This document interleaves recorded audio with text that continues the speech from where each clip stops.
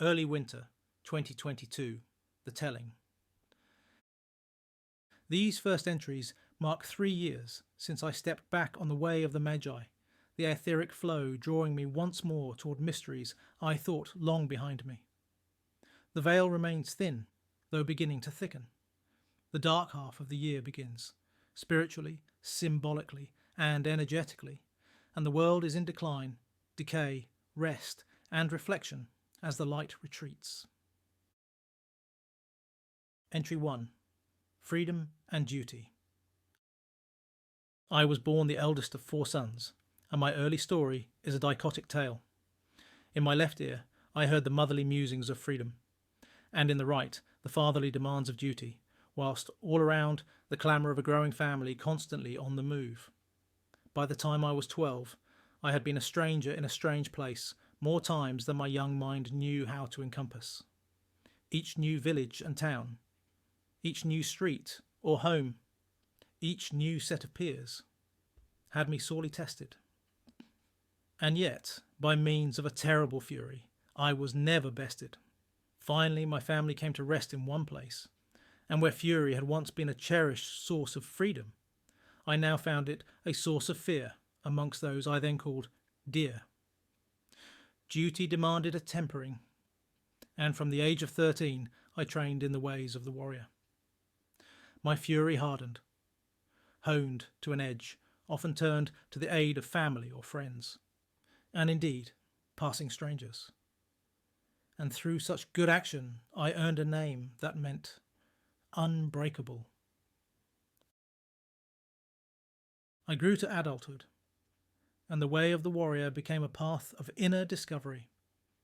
I met a man who professed to be a shaman of sorts, and I became an oracle to my tribe. But hearth and home were not for me. My young and impatient feet led me to travel to the other lands, following a similar path as that of my father before me, though alone and without the responsibilities he bore. Confident in my abilities, and arrogant in my naivety, I travelled the most dangerous of ways, putting myself to the test, learning from each failure and each success. Decade upon decade passed, and the temper of my soul, the metal of my mind, was rarely found wanting.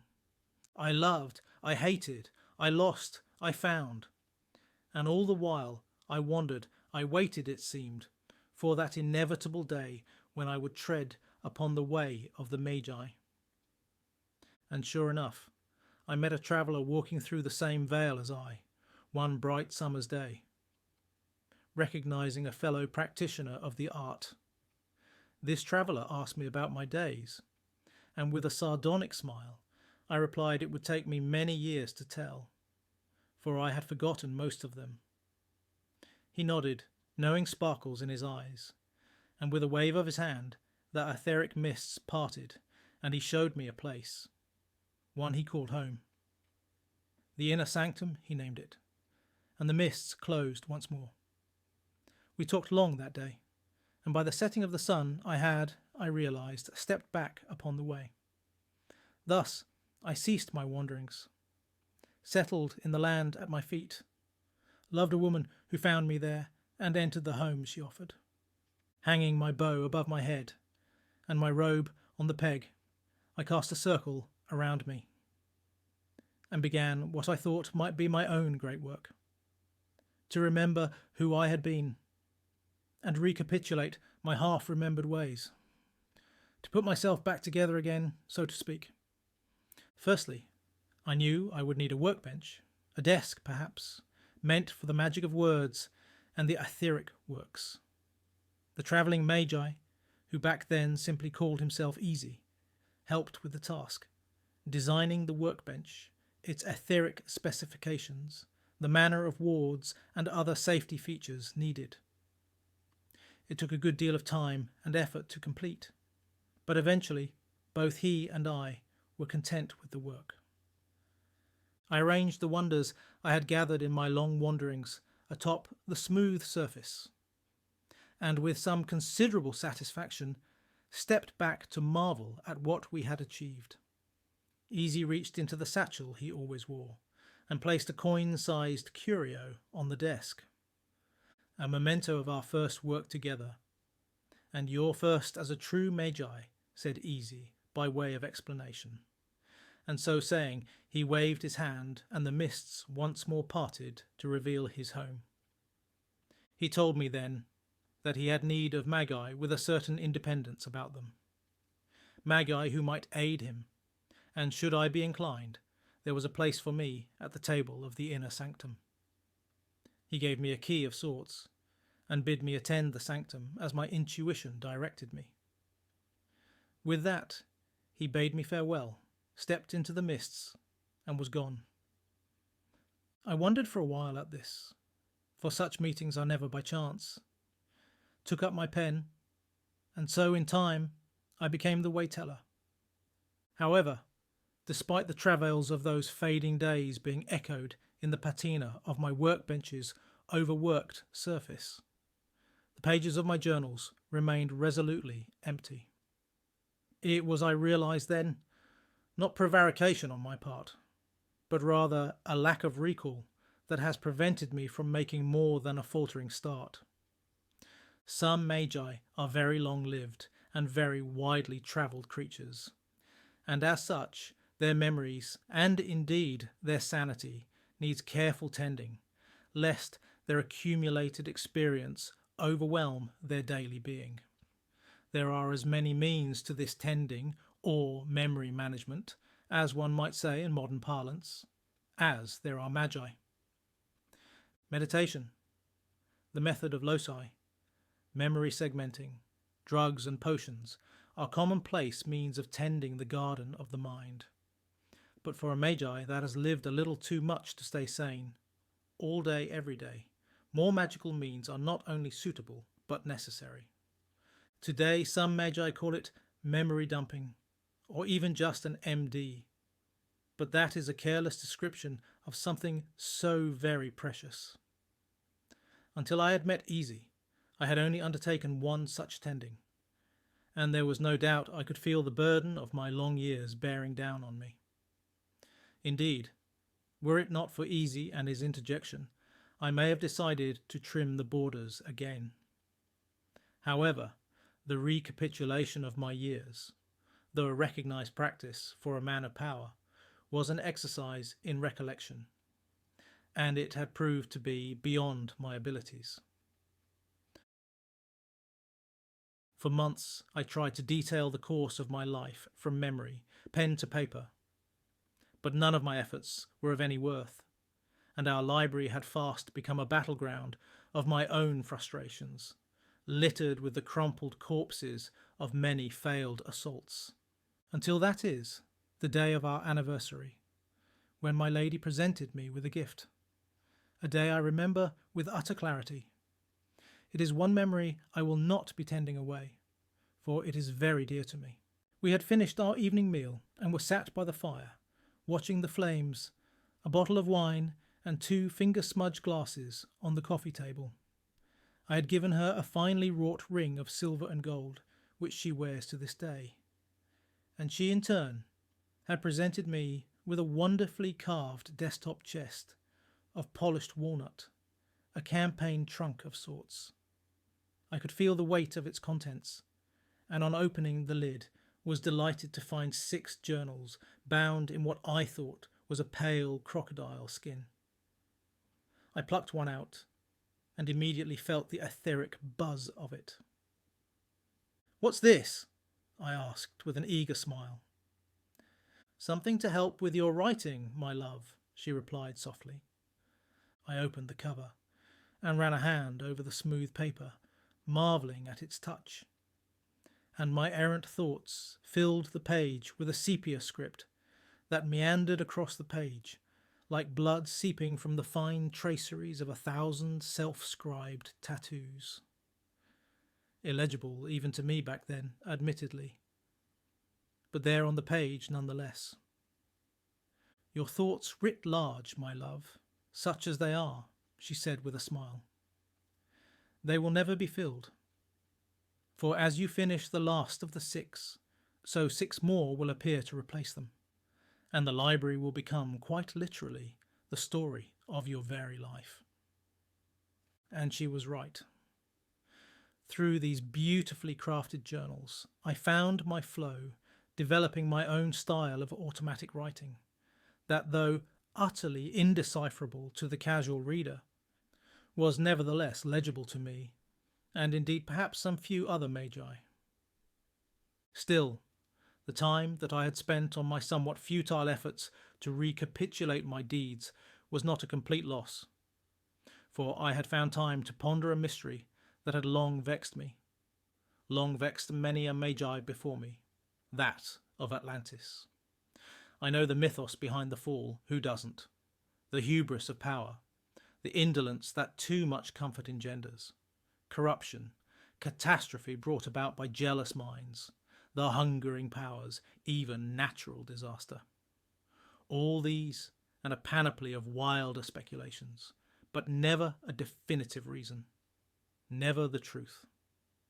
This was very much a diversion for me, perhaps even a means to prevaricate, though it didn't feel like that at the time, and I would lose days poring over some obscure text in our library, or frequenting magical emporia, looking for an overlooked treatise or ancient artifact that might hold some clue or indicator.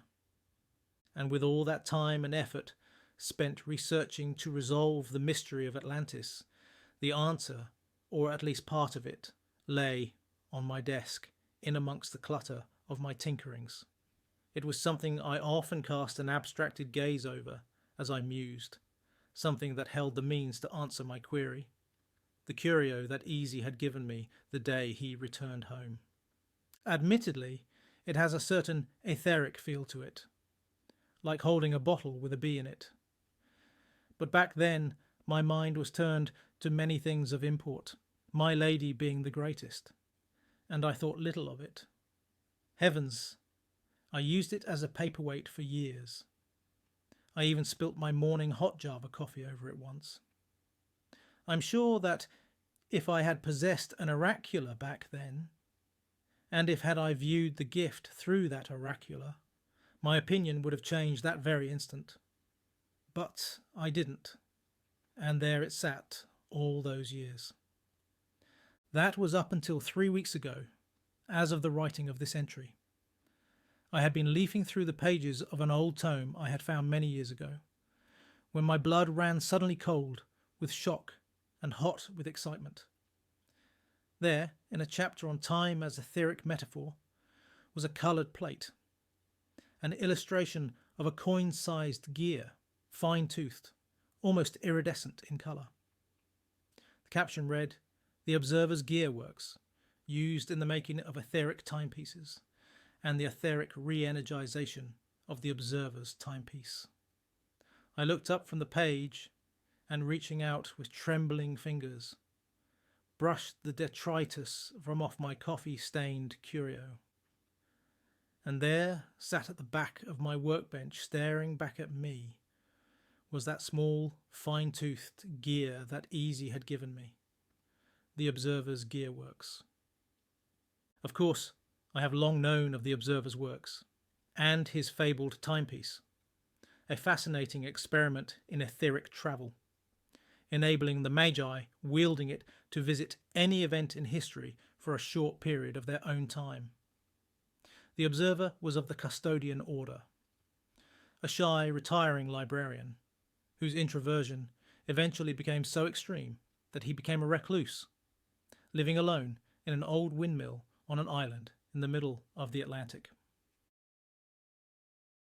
Now, a hermit's life can be a dangerous choice for a Magi, as both inspiration and power stem not only from interaction with the myriad worlds of the aether, but also from engagement in the great work, that journey of transformation, growth, and integration, transcending the mundane to foster novelty, leading to unity with the divine, with the ultimate consciousness, the self, the many, and the unity. However, reclusion can be a means of avoiding this calling, and for those that actively seek to avoid this triune duty, a retreat into isolation, especially through fear, can result in bitterness, regret, and deceits. Magi, manifesting as false prophets, petty tyrants harbouring delusions of divinity. Then we must all be wary. The observer, it seems, sought to reconcile his retiring nature and the compulsion of the work by crafting a device that allowed him to witness without interacting, and thus his fabled timepiece. With this crafting, the observer gained near legendary renown, his ability to view past events with unparalleled clarity bringing him great power and influence. Some of it perhaps unlooked for, as rumours persist to this day regarding the unintended influence his witness might have had. Then one fateful day, he vanished entirely. Despite exhaustive searches, he was eventually declared lost in ether. His legacy only questions, and his legendary timepiece, a tool whose mysteries endured long after his disappearance. As far as the custodians could ascertain, the observer had no family, and being the recluse, he was thusly found to be intestate. As is the accepted precedent in such cases, his estate was offered up at an emporia auction. There the owners of the various magical emporia and other less obvious concerns make sealed bids on the entire estate, the winning bid being free to do with the collected estate as they wish. Sometimes they buy a peach, sometimes a lemon. The winning bid went to a certain E.B. Shriver's magical emporium, an emporium I myself had once or twice frequented, and having acquired the hermitage, they must have found they had acquired a peach. For amongst the hoarded books and head-high papers that stuffed the windmill-cum-library lay the observer's timepiece. Within days, the timepiece had been sold to a magi for a considerable sum, and it seemed the whole affair would become a salutary footnote in the observer's lore. However, a few months after the auction, the timepiece was up for sale again, only this time as part of the new owner's collection. It transpired that on using the observer's timepiece for the first and only occasion, the new owner discovered on his return to the present day that the timepiece simply didn't function again. Regardless of what was tried, nothing would allow for its etheric re-energization. So, the Magi offered it up for private sale, and there it languished for many years, for there were no takers. After all, what Magi would be interested in a broken stopwatch? I had of course realized the possibilities, or some of them at least, on seeing the gearworks on my workbench, and within that same morning had quickly, and by then most calmly, purchased the observer's timepiece at the owner's asking price. I suppose I could have haggled, tried to beat the price down somewhat, but the day was bright with that autumnal bite, and the sunlight warming on my face. Besides, my calm demeanour was only skin deep. Underneath, I was as eager as a boy with too much pocket money, searching the shelves of his favourite toy shop for that longed-for model plane. Returning to my workbench in an excited instant, I set to the task that had fully flowered in my mind the moment I saw my paperweight memento for what it was. For I had conceived a manner with which to resolve the question that vexed me for so long, by means of the observer's timepiece and the gear works that allowed for its re-energization. I would find out why Atlantis fell. I would witness the fall of Atlantis, and not just the one cataclysmic event. I would pay witness to it all. The events that led up to it, the catastrophe itself, and the aftermath. I would do it by observing the events, and I would record them all in my journal. Every nuance, every detail, the names, the places, the folk, and their fears. I had realized with utter clarity that I had finally set upon my own great work. However, I also knew there was an issue to all that, several in fact. I had no idea of when to observe. No idea where, or indeed how, just that the observer's timepiece could get me there, wherever there might be. They say the sea is a fickle mistress. Well, time is the unpredictable, universal grandfather of all that flows, and should not be taken in any way lightly. If I was going to do this, I would do it right, and I would do it well, and that meant research, and lots of it. I had by then acquired the other standard tools needed for most etheric works, and had in my own right become something of an apprentice time tinkerer, that being the moniker given to magi, who are drawn to examine and indeed experiment in time. I knew, therefore, I would need a suitable tool to scour the etheric currents for an event or item at which to aim my intent, a focus on which to place my effort so that I could use the observer's timepiece effectively. But I had little idea how to craft such an item, and I knew I would need to reach out for help.